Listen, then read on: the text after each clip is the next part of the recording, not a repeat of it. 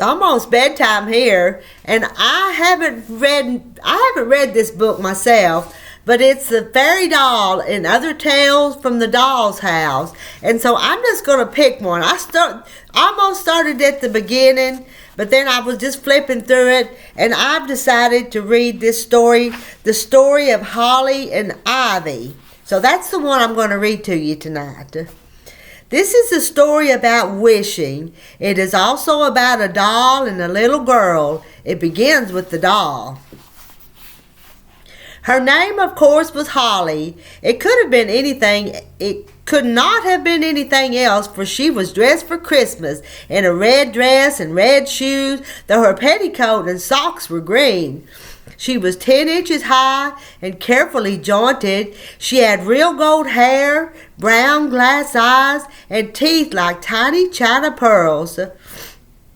It was the morning of Christmas Eve, the last day before Christmas. The toys in Mr. Blossom's toy shop in the little country town stirred and shook themselves after the long night. "We must be sold today," they said. "Today?" asked Holly. She had been unpacked only the day before, and she was the newest toy in the shop. Outside in the street it was snowing, but the toy shop window was lit and warm. It had been lit all night. The spinning tops showed their glinting colors, the balls their bands of red and yellow and blue. The trains were ready to run round and round. There were steamboats and electric boats. The sailing boats shook out their fresh white sails. The clockwork toys had each its private key. The tea sets gleamed in their boxes. There were aeroplanes, trumpets, and doll perambulars. The rocking horses looked as if they were prancing, and the teddy bears held up their furry arms. There was every kind of stuffed animal, rabbits and lions and tigers and dogs and cats, and even turtles with real shells.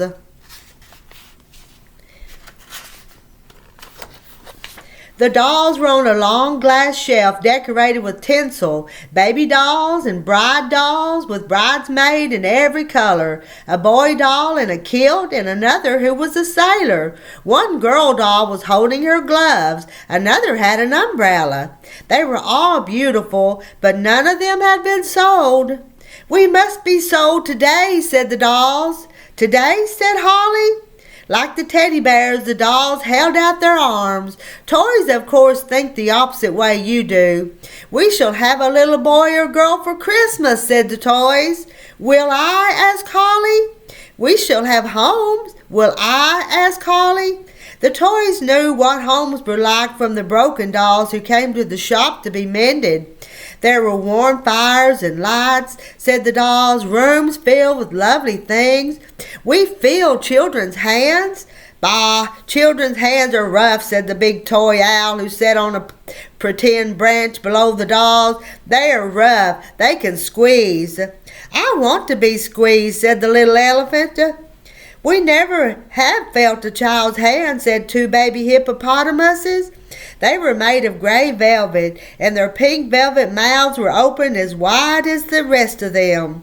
Their names were Mallow and Wallow. "We have never felt a child's hands." Neither, of course, had Holly. The owl's name was Abracadabra. He was so big and important that he thought the toy shop belonged to him. "I thought it belonged to Mr. Blossom," said Holly. Said Abracadabra, which was his way of being cross. "Does a new little doll dare to speak?" Be careful, the dolls warned Holly. Abracadabra had widespread wings marked with yellow and brown, a big hooked beak, and white felt feet like claws. Above his eyes were two fierce black tufts, and the eyes themselves were so big and green that they made green shadows on his round white cheeks. His eyes saw everything, even at night. Even the biggest toys were afraid of Abracadabra. Mallow and Wallow shook on their round stubby feet each time he spoke. "He might think we're mice," said Mallow and Wallow. My," said Abracadabra. Mr. Blossom's mice, said Holly. Holly's place on the glass shelf was quite close to Abracadabra. He gave her a look with his green eyes. This is the last day for shopping, said Abracadabra. Tomorrow the shop will be shut. A shiver went round all the dolls, but Holly knew Abracadabra was talking to her. But the fathers and mothers will come today, said the little elephant. He was called Crumple because his skin did not fit but hung in comfortable folds around his neck and his knees. He had a scarlet flannel saddle hung with bells, and his trunk, his mouth, and his tail all turned up, which gave him a cheerful expression. It was easy for Crumple to be cheerful. On his saddle was a sticker marked Sold. He had only to be made into a parcel. Will I be a parcel? Asked Holly. I'm sure you will, said Crumple, and he waved his trunk at her and told the dolls, you will be put into Christmas stockings. Oh, said the dolls longingly, or hung on Christmas trees. Ah, said the dolls. But you won't all be sold, said Abracadabra, and Holly knew he was talking to her. The sound of the key in the lock was heard. It was Mr. Blossom come to open the shop. Peter the shop boy was close behind him. We shall be busy today, said Mr. Blossom. Yes, sir, said Peter. There could be no more talking, but we can wish. We must wish, whispered the dolls, and Holly whispered, I'm wishing. Hoo, hoo, went Abracadabra. It did not matter if Peter and Mr. Blossom heard him. It was his toy owl sound, hoo, hoo. They did not know, but the toys all knew that it was Abracadabra's way of laughing. The toys thought that all children have homes, but all children have not. Far away in the city was a big house called St. Agnes's, where 30 boys and girls had to live together, but now for 3 days they were saying goodbye to St. Agnes's. A kind lady or gentleman has asked you for Christmas, Miss Shepherd, who looked after them all, had told them, and one by one the children were called for or taken to the train. Soon there would be no one left in the big house but Miss Shepherd and Ivy. Ivy was a little girl, 6 years old, with straight hair, cut in a fringe, blue-gray eyes, and a turned-up nose. She had a green coat the color of her name and red gloves, but no lady or gentleman had asked for her for Christmas. I don't care, said Ivy. Sometimes in Ivy there was an empty feeling, and the emptiness ached. It ached so much that she had to say something quickly in case she cried. And I don't care at all, said Ivy. You will care, said the last boy, Barnabas, who was waiting for a taxi. Cook is gone, the maids have gone, and Miss Shepherd is going to her sister. You will care, said Barnabas. I won't, said Ivy, and she said more quickly, I'm going to my grandmother's. You haven't got a grandmother, said Barnabas. We don't have them. That was true. The boys and girls at St. Agnes's had no fathers or mothers, let alone grandmothers. But I have, said Ivy, at Appleton. I do not know how that name came into Ivy's head. Perhaps she had heard it somewhere. She said it again, in Appleton. Bet you haven't, said Barnabas, and he went on saying that until the taxi arrived. When Barnabas had gone, Miss Shepherd said, Ivy, I shall have to send you to the country, to our infants' home. Infants are babies, said Ivy. I'm not a baby. But Miss Shepherd only said, there is nowhere else for you to go. I'll go to my grandmother, said Ivy. You haven't got a grandmother, said Miss Shepherd.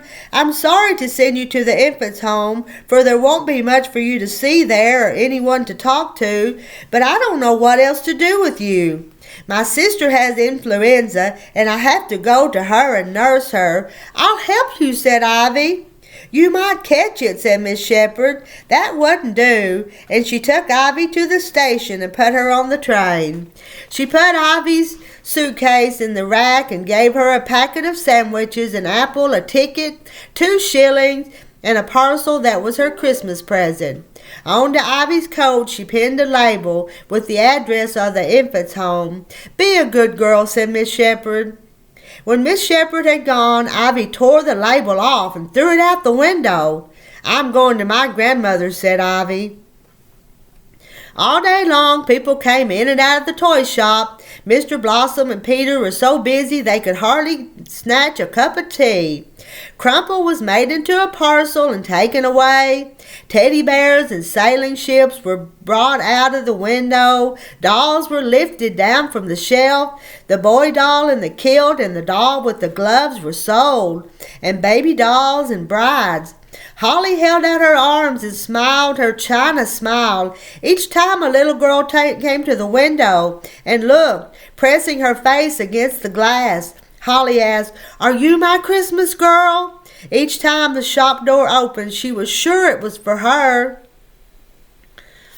"I am here, I'm Holly," and she wished. "Ask for me, lift me down, ask," but nobody asked. "Hoo-hoo," said Abracadabra. Ivy was still in the train. She had eaten her sandwiches almost at once and opened her present. She had hoped and believed she would have a doll this Christmas, but the present was a pencil box.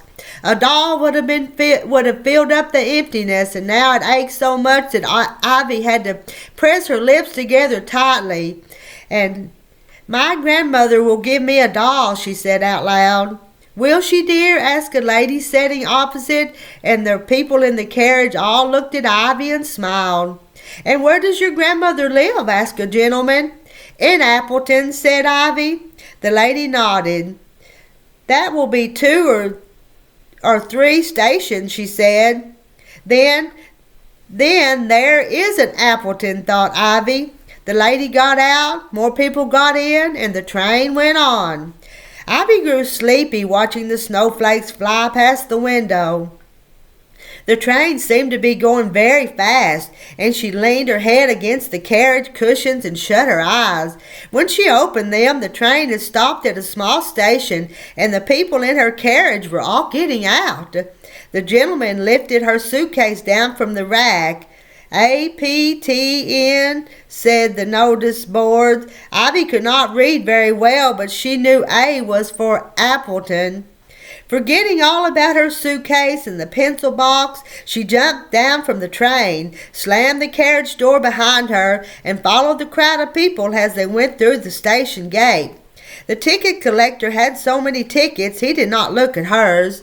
In a moment Ivy was out in the street, and the train chuffed out of the station.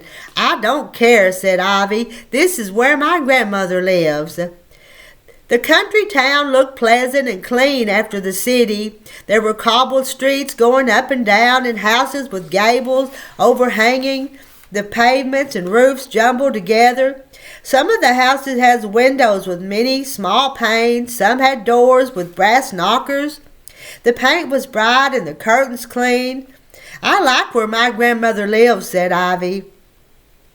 Presently she came to the market square where the Christmas market was going on. There were stalls of turkeys and geese, fruit stalls with oranges, apples, and nuts, and tangerines that are like small oranges wrapped in silver paper. Some stalls had holly, mistletoe, and Christmas trees. Some had flowers. There were stalls of china and glass, and one with wooden spoons and bowls. A woman was selling balloons, and an old man was cooking hot chestnuts. Men were shouting. The women had shopping bags and baskets. The children were running. Everyone was buying or selling and laughing. Ivy had spent all her life in St. Agnes's. She had not seen a market before. "And I won't look for my grandmother yet," said Ivy. In the toy shop, Mr. Blossom had never made so much money. Peter had never worked so hard. Peter was 15. He had red cheeks and a smile as wide as mallows and wallows. He took good care of the toys and did everything he could to help Mr. Blossom. Whish went the brown paper as Peter pulled it off the roll. Whir went the string ball, and snip snap the scissors, cut off the string. He did up dozens of parcels, ran up and down the stepladder, fetched and carried and took away. That abdominal boy will sell every toy in the shop, grumbled Abracadabra. What's abdominal? Abominable, asked Holly. It means not good, said Dolls, but he is good. Dear, dear Peter, whispered the dolls, but Abracadabra's green eyes had caught the light from a passing car. They gave a flash and a rattle bang. Peter fell down the stepladder from top to bottom. He bumped his elbow, grazed his knee, and tore a big hole in his pocket. Hold on, go slow, said Mr. Blossom. Yes, sir, said poor Peter in a very little voice. Did you see that? Did you see that? Whispered the dolls. Holly wished she were further away from Abracadabra. Soon all the baby dolls but one were sold, and most of the teddy bears. Mallow and Wallow were taken for twin boys' stockings, and they were done up in 2 little parcels and carried away. Hardly a ball was left, and not a single airplane. The sailor doll was sold, the doll with the umbrella, but still no one had asked for Holly. Dolls are not like us. We are alive as soon as we are born, but dolls are not really alive until they are played with. I want to be played with, said Holly. I want someone to move my arms and legs, to make me open and shut my eyes. I wish, said Holly. It began to be dark. The dusk had made the lighted window shine so brightly that everyone stopped to look in. The children pressed their faces so closely against the glass that the tips of their noses looked like white cherries. Holly held out her arms and smiled her china smile. But the children walked away. Stop, stop, wished Holly, but they did not stop. Abracadabra's eyes shone in the dusk. Holly began to be very much afraid. One person stopped, but it was not a boy or girl. It was Mrs. Jones, the policeman's wife from down the street. She was passing the toy shop on her way home when Holly's red dress caught her eye. Pretty, said Mrs. Jones, and stopped. You and I would have felt Holly's wish at once, but Mrs. Jones had no children, and it was so long since she had known a doll that she did not understand. Only a feeling stirred in her that she had not had for a long time. A feeling of Christmas, and when she got home she told Mr. Jones, "This year we shall have a tree." "Don't be daft," said Mr. Jones, but when Mrs. Jones had put her shopping away, a chicken and a small plum pudding for her and Mr. Jones's Christmas dinner, a piece of fish for the cat, and a dozen fine handkerchiefs for Mr. Jones's present, she went back to the market and bought some holly, mistletoe, and a Christmas tree. "A tree with tinsel," said Mrs. Jones. She bought some tinsel and candles, she said. Candles are prettier than electric light. She bought 12 red candles. They need candle clips, she said, and bought 12 of those. And a tree should have some balls, thought Mrs. Jones, glass balls in jewel colors, ruby red, emerald green, and gold. She bought some balls and a box of tiny silver crackers and tinsel star. When she got home, she stood at the tree in the window and dressed it, putting the star on the top. "Who is to look at it?" asked Mr. Jones. Mrs. Jones thought for a moment and said, "Christmas needs children, Albert." Albert was Mr. Jones's name. "I wonder," said Mrs. Jones, "couldn't we find a little girl?" "What's the matter with you today, my dear?" said Mr. Jones. "How could we find a little girl? You're daft." And it was a little sadly that Mrs. Jones put holly along the chimney shelf, hung mistletoe in the hall, tied a bunch of holly on the door knocker, and went back to her housework. Ivy was happy in the market. She walked round and around the stalls, looking at the things. Sometimes a snowflake fell on her head, but she shook it off. Sometimes one stuck to her cheek, but she put out her tongue and licked it away. She bought a bag of chestnuts from the chestnut man, but they were hot in her hands, and she ate them one by one. She had a cup of tea from a tea stall on wheels, and from a sweet stall she bought a toffee apple. When her legs grew tired, she sat down on a step and wrapped the ends of her coat around her knees. When she was cold, she started to walk again. Soon lights were lit all along the stalls. They looked like stars. The crowd grew thicker. People laughed and stamped in the snow to keep their feet warm. Ivy stamped too. The stall keepers shouted and called for people to come and buy. Ivy bought a blue balloon. At St. Agnes's, a telegraph boy rang the bell. He had a telegram from Mrs. Shepherd from the infant's home. It said, "Ivy not arrived. Suppose she is with you. Merry Christmas." The boy rang and rang, but there was no one at St. Agnes's to answer the bell. And at last he put the notice in the letter box, got on his bicycle, and rode away. In her house down the street, Mrs. Jones kept looking at the Christmas tree. "Oughtn't there to be presents?" she asked. It was so long since she had had a tree of her own that she could not be sure. She took Mr. Jones's handkerchiefs, wrapped them in the white paper, and tied them with some red ribbon she had by her, and put the parcel at the front of the tree. That looked better, but still not quite right. "There ought to be toys," said Mrs. Jones, and she called to Mr. Jones. "Albert?" Mr. Jones looked up from the paper he was reading. "Would it be very silly, Albert?" asked Mrs. Jones. "What would be silly? Would it be silly to buy a little doll?" "What is the matter with you today?" asked Mr. Jones, and he said again, "You're daft." Soon it was time for him to go on duty. "I shall be out all night," he told Mrs. Jones. "The two of the men are away sick. I shall take a short sleep at the police station and go on duty again." "See you in the morning," said Mr. Jones. He kissed Mrs. Jones goodbye and went out, but put his head around the door again. "Have a good breakfast waiting for me," said Mr. Jones. In the toy shop, it was closing time. "What does that mean?" asked Holly.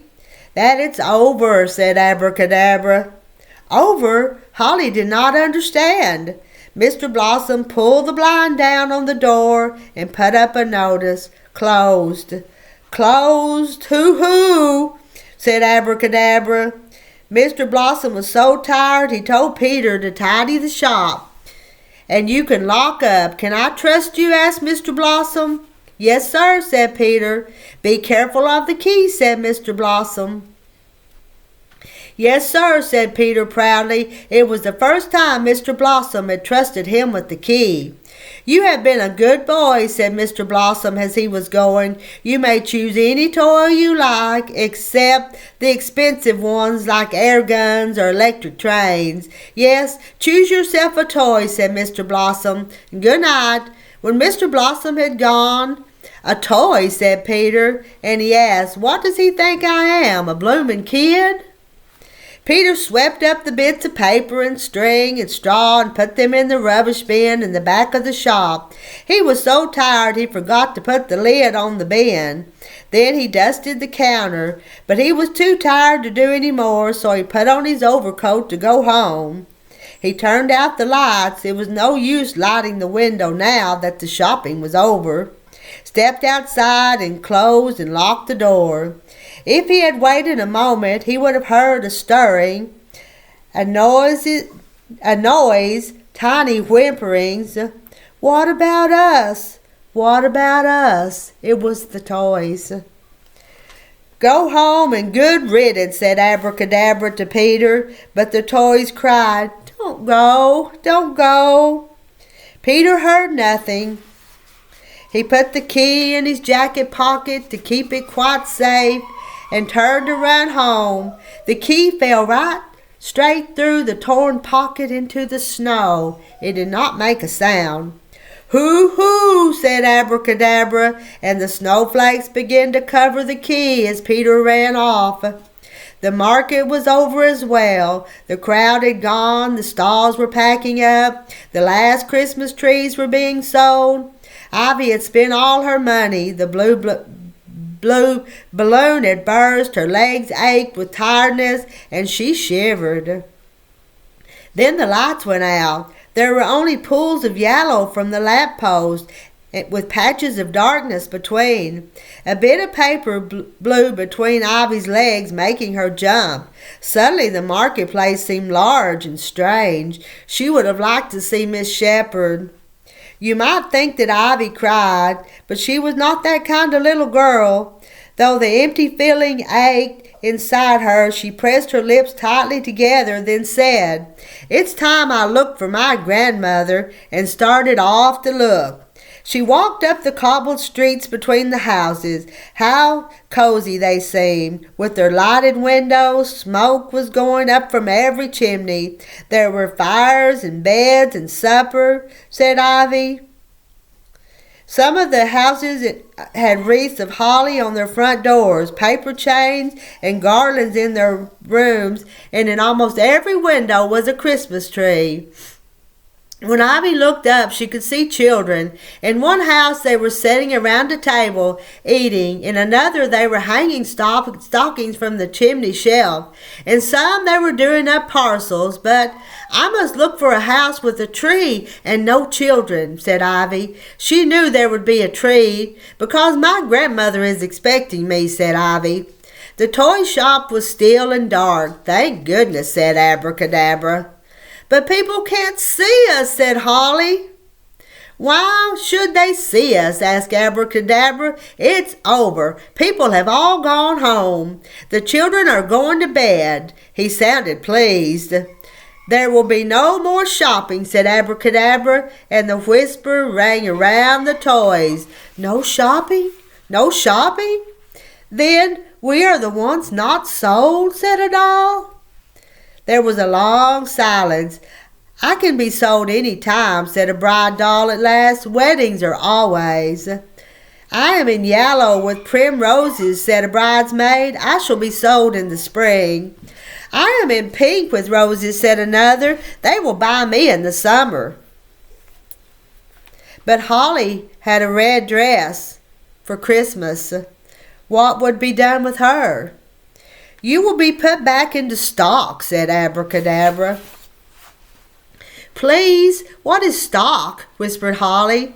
"It is shut up and dark," said Abracadabra, as if he liked that very much. "No one sees you or disturbs you. You get covered with dust, and I shall be there," said Abracadabra. Holly wished she could crack. "This is my grandmother's house," said Ivy, but when she got to the house it was not. That happened several times. Then it's that one," she said. But it was not that one either. She began to be very cold and tired. Somebody came down the street. Even in the snow, his tread was loud. It was a big policeman. As a matter of fact, it was Mr. Jones. Ivy knew as well as you or I know that policemen are kind people and do not like little girls to wander about alone after dark in a strange town. "He might send me to the infants' home," said Ivy, and quick as a mouse going into its hole, she whisked into a passage between two shops. "Queer," said Mr. Jones. "I thought I saw something green." At the end of the passage was a shed, and Ivy whisked into it and stood behind the door. There was something odd about that shed. It was warm. Ivy did not know how an empty shed could be warm on a cold night, but I shall tell you. The shed belonged to a baker and was built against the wall behind his oven. All day he had been baking bread and rolls for Christmas, and the oven was still hot. When Ivy put her hand on the wall, she had to take it away quickly, for the wall was baking hot. Soon she stopped shivering. In a corner was a pile of flour sacks, and she sat down on them. A lamp in the passageway outside gave just enough light. Ivy's legs began to feel heavy and warm. Her fingers and toes seemed to uncurl and stretch in the warmth, while her eyelids seemed to curl up. She gave a great yawn. Then she took off her coat, lay down on the sacks, and spread the coat over her. In a moment she was fast asleep. The toy shop was close by the passage. It was too dark to be noticed, though. Abracadabra's eyes shone like green lamps. "Shopping is over, hoo-hoo," said Abracadabra. Over, mourned the toys. They did not know that Abracadabra did not know that it is when shopping is over that Christmas begins. Soon it was not dark, for the snow had stopped and the moon came up and lighted all the town. The roof sparkled with frost, as did the snow on the pavements and roads. In the toy shop window the toys showed not as bright as day, but bright as moonlight, which is far more beautiful. Holly's dress looked like a pale red, and her hair was pale gold. Dolls do not lie down to go to sleep. They only do that when you remember to put them to bed, and as you often forget, they would be tired if they had to wait. They can sleep where they stand or sit, and now the dolls in the toy shop window slept in their places, all but Holly.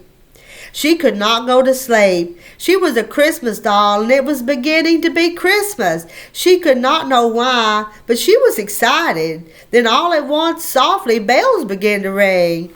Long after most children are in bed on Christmas Eve, the church bells in towns and villages begin to ring. Soon the clocks strike 12, and it's Christmas. Holly heard the bells, and what was this? People were walking in the street, hurrying. "Too," said Abracadabra. "I know, that sounds funny, but that's what it says." Abracadabra at them as they passed, but they took no notice. "Then it has started," said Holly. "What has started?" said Abracadabra. "It," said Holly. She could not explain better than that, for she did not know yet what it meant. This was, after all, her first Christmas. But the bells grew louder and more people passed. Then it may have been the pin of Holly's price ticket or a spine of tinsel come loose from the shelf, but Holly felt a tiny pricking as sharp as a prickle on a holly leaf. "Wish," said the prickle, "wish." "But the shop is closed," said Holly. "The children are in bed." "Abracadabra says I must go into..." The prickle interrupted. "Wish, wish," said the prickle, "wish." It went on until Holly wished. Ivy thought the bells woke her, or perhaps the passing feet, but then why did she feel something sharp like a thistle or a hard straw in one of the sacks? She sat up, but she was half asleep, and she thought the feet were the St. Agnes's children marching down to breakfast, and the bells were the breakfast bell. Then she saw she was still in the shed, though it was filled with a new light, a strange silver light. "Moonlight?" asked Ivy, and rubbed her eyes. She was warm and comfortable on the sacks under the green coat, though there were great white patches on it from the flour. Too warm and comfortable to move, and she lay down, but again she felt that thistle or sharp straw. The light seemed to be calling her, the bells, the hurrying feet, the prickle seemed to tell her to get up. Ivy put on her coat and went out. Outside in the passage, the footsteps sounded so loud that she guessed it was the policeman. She waited until they had passed before she dared come out. In the street, the moonlight was so bright that once again Ivy thought it was morning, and that she was in St. Agnes's, and the bells were the breakfast bell. Only there were so many of them, said sleepy Ivy. She walked a few steps to the toy shop. She did not know how it came to be there, and she thought she was in her St. Agnes's bedroom, and it was filled with toys. Then, "Not toys," said Ivy, "a toy." and she was wide awake. She did not even see Abracadabra glaring at her with his green eyes. She looked straight at Holly. She saw Holly's dress and socks and shoes. She was red and green too, thought Ivy. She saw Holly's hair, brown eyes, little teeth, and beautiful joints.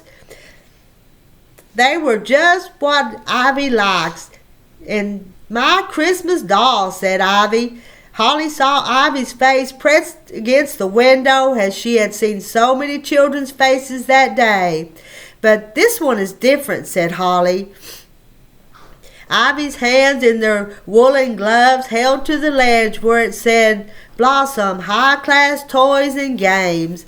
Holly looked at Ivy's hands. Soon they will be holding me, thought Holly. Ivy's coat, even in the moonlight, was as beautiful a green as Holly's dress was a beautiful red, so that they seemed to match. And, my Christmas girl, said Holly. Ivy had to go to the shed again to get warm, but I cannot tell you how many times she came back to look at Holly. My Christmas doll, my Christmas girl, but the window was in between, said Abracadabra. The window was in between and the toy shop door was locked. But even if it had been open, Ivy had no money. Hoo, said Abracadabra, but remember, not only Holly, but Ivy was wishing now. I wish. The toys woke up. A child, they whispered, a child, and they wished too. Wishes are powerful things. Ivy stepped back from the window, and Abracadabra's eyes grew pale as crunch went something under Ivy's heel. It was something hidden just under the snow. Sst, said Abracadabra. But Ivy bent down and picked up a key. In the moonlight it was bright silver. Peter's key, whispered the toys. Footsteps sounded in the street. People were coming from church. Ivy put the key in her pocket and quickly ran back to the shed.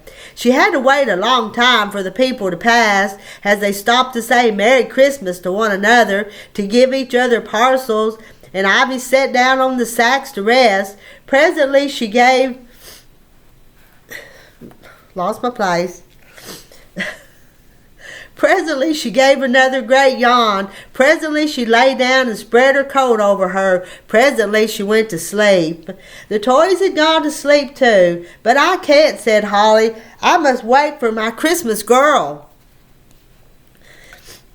She stayed awake for a long time, but she was only a little doll, and presently she fell asleep where she stood. Several more pages. Ivy dreamed that the shed was hung with holly wreaths and lit with candles. The berries were the color of the Christmas doll's dress, and the candle flames were as bright as her hair. Ah, said Ivy. Holly dreamed that the two arms were cradling her and hands were holding her, that her dress was beginning to be rumpled and her eyes were made to open and shut. Ah, said Holly. Abracadabra kept his green eyes wide open, but he could not stop the moon from going down, nor the coming of Christmas Day. No, the nose is running. Very early on Christmas morning, Mrs. Jones got up and tidied her living room. She lit a fire, swept the hearth, and dusted the furniture. She laid a table for breakfast with a pink and white cloth, her best blue china, a loaf of crusty bread, a pat of new butter in the glass dish, honey in the blue pot, a bowl of sugar, and a jug of milk. She had some fresh brown eggs, and in the kitchen she put sausages to sizzle in a pan. Then she set the teapot to warm on the hob, lighted the candles on the Christmas tree, and sat down by the fire to wait. The baker's oven cooled in the night, and Ivy woke with the cold. The shed was icy. Ivy's eyelashes were stuck together with rheum, and the tip of her nose felt frozen. When she tried to stand up, her legs were so stiff that she almost fell over. When she put on her coat, her fingers were so numb that she could not do up the buttons. Ivy was a sensible little girl. She knew she had to get warm, and she did not cry, but I must hop and skip, she said through her chattering teeth, and there in the shed she swung her arms in and out and in, and clapped her hands. Outside she tried to run, but her legs felt heavy and her head seemed to swim. I must find my grandmother quickly, said Ivy. She went into the street, and how cold it was there. The wind blew under her coat. The snow on the pavements had turned to ice and was slippery. She tried to hop, but the snow was like glass. Ivy's fingers and nose hurt in the cold. If I look at my doll, I might feel better, said Ivy. But she turned the wrong way. It was the wrong way for the toy shop, but perhaps it was the right way for Ivy. For 100 yards down the street, she came to the Joneses' house. I must look for a house with a tree and no children. That is what she said. Now she looked in the window, and there was no sign of any children, but there was a Christmas tree lit. Ivy saw the fire to warm me, whispered Ivy, and oh, she was cold. She saw the table with the pink and white cloth, blue china, bread and butter, honey and milk, the teapot warming. My breakfast, whispered Ivy, and oh, she was hungry. She saw Mrs. Jones sitting by the fire in her clean apron, waiting. Ivy stood quite still. Then, my grandmother, whispered Ivy.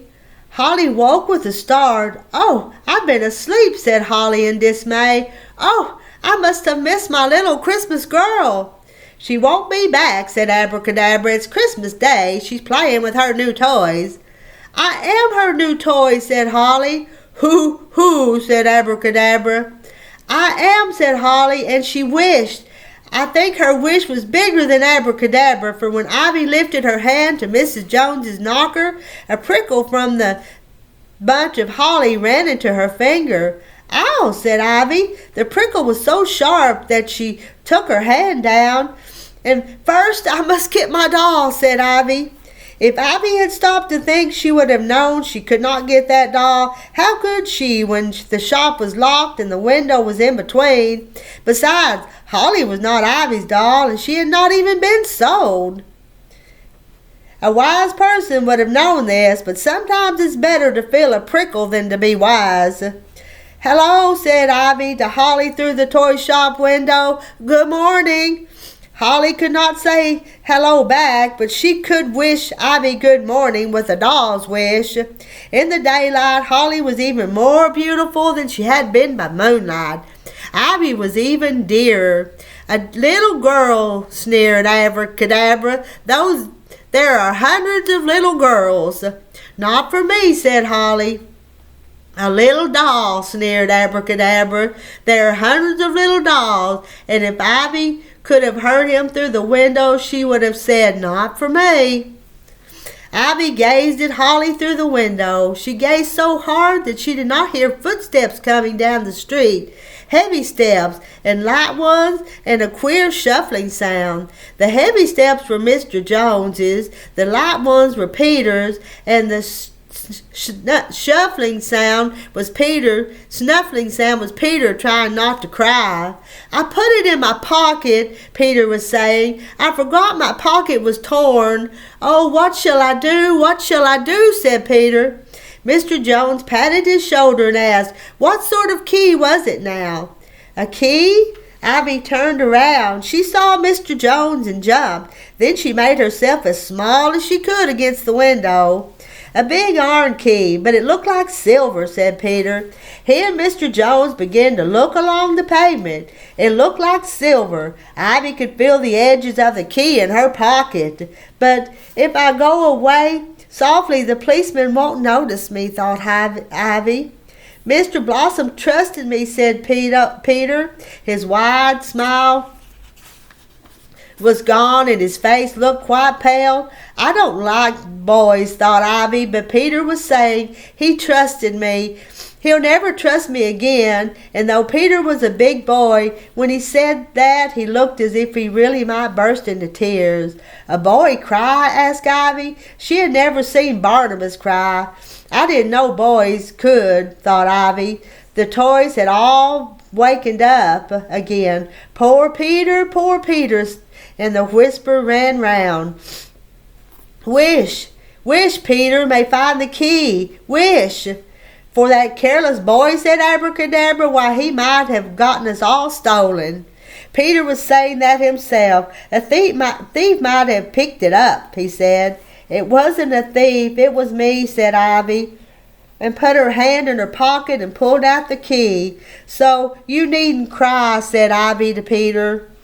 Can you imagine how Peter's tears disappeared and his smile came back?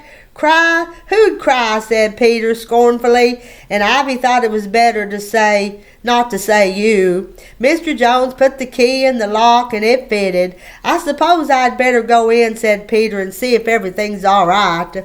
Well, I'm going home, said Mr. Jones. You know where I live. If anything's wrong, pop in. It was as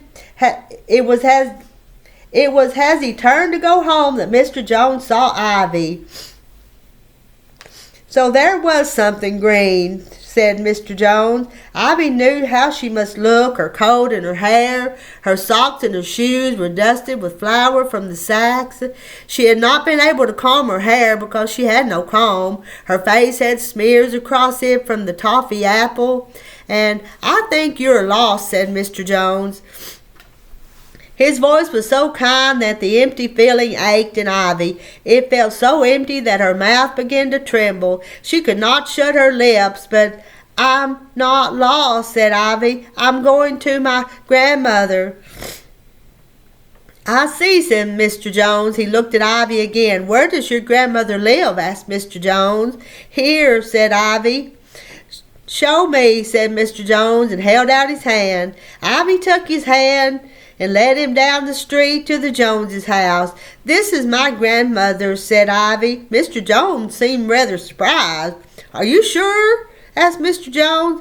Quite sure, said Ivy. She has my breakfast ready. Did you say your breakfast? Asked Mr. Jones. Of course, said Ivy. Look in the window. There, she told him, there's my Christmas tree. Mr. Jones thought a moment, then perhaps it is your Christmas tree, he said. Shall we knock? Asked Ivy. But you needn't knock, said Mr. Jones. You can come in. The toys were all in their places when Peter opened the door. No thanks to you, said Abracadabra. Perhaps Peter heard him, for Peter said, thanks to that little girl. I do not know how it was, but Peter had the idea that Ivy was Mr. Jones's little girl.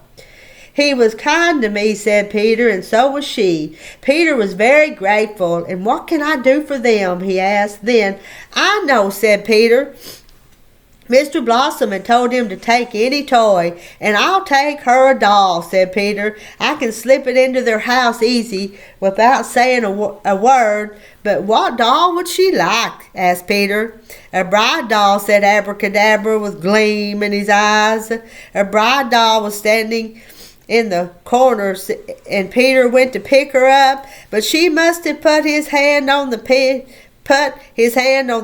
of her price sticker or the wire in the orange blossom flowers on her dress. For ow, said Peter, and drew his hand back. Abracadabra looked at Holly. Holly smiled. All little girls like baby dolls, said Abracadabra. Take her a baby doll. There was one baby doll left. She was in the window. Peter reached to take her out, but the safety pin on the baby doll's bib must have been undone, for ow, cried Peter, and drew his hand back. Tst, tst, said Abracadabra to Holly. Holly smiled. It was the same with the primrose bridesmaid. Ow, cried Peter. The same with the rose. Ow. And here I'm getting fed up, said Peter. Who's trying this on? I do not know what made him look at Abracadabra. Abracadabra's eyes gleamed, but in her place just above Abracadabra, Peter saw Holly. "Why, of course, the little red Christmas doll," said Peter. "The very thing." But as he stepped up to the glass shelf, Abracadabra was there. Peter said that Abracadabra must have toppled, for a toy owl cannot fly, but it seemed for a moment that Abracadabra was right in his face. The green eyes were close, the spread wings, the hooked beak, and the claws. Peter let out a cry and hit Abracadabra, who fell on the floor. "Out of my way!" cried Peter, and he gave Abracadabra a kick. Then Abracadabra did fly. He went sailing across the shop and landed head down in the rubbish bin. "Ooh, ah!" cried the toys in terror, but Peter sprang after him and shut the lid down tight. Then he picked up Holly from the shelf in the window and ran pell-mell to the Joneses. When Mr. Jones and Ivy came in, Mrs. Jones was in the kitchen with a fork in her hand, turning the sausages. Mr. Jones told Ivy to wait in the hall. "Merry Christmas," said Mr. Jones to Mrs. Jones and kissed her. "Merry Christmas," said Mrs. Jones, but she sounded a little sad. Mr. Jones had a present in his pocket for Mrs. Jones, a gold brooch. He took it out, unwrapped it, and pinned it to her dress. "Oh, how pretty, Albert," said Mrs. Jones, but she still sounded sad.